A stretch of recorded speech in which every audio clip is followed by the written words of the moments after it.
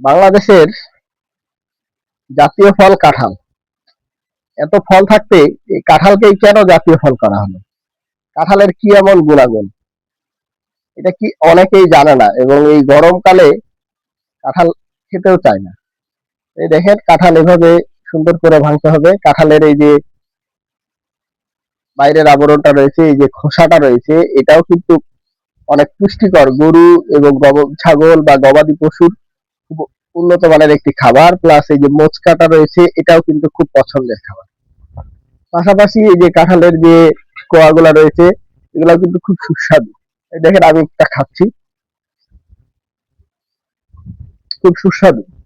এগুলো প্রচুর পরিমাণে কিন্তু প্রোটিন, আয়রন রয়েছে এবং vitamin A, vitamin C, vitamin B complex, যেটা শরীরের রোগ প্রতিরোধ ক্ষমতা বাড়ার জন্য খুবই কার্যকর। আর এই যে কাঁঠালের এই যে কোয়া বিচিগুলা, এগুলা কিন্তু এর ভিতরে প্রচুর পরিমাণে আয়রন রয়েছে। এটা কিন্তু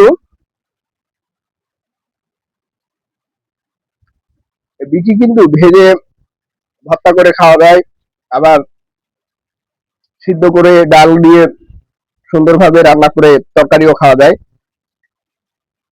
এক কথায় কাঁঠালের কোনো জিনিসই অপ্রয়োজনীয় না, ফেলনা নয়, প্রত্যেকটা জিনিস কাজের।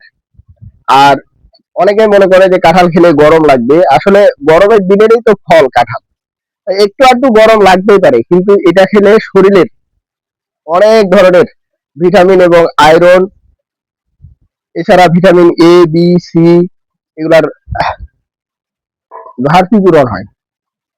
তাই সবারই কাঁঠাল খাওয়া উচিত।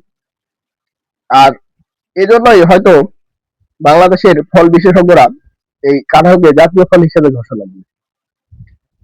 ভিডিওটি কেমন হয়েছে কমেন্টে কিন্তু জানাবেন সবাই। ধন্যবাদ।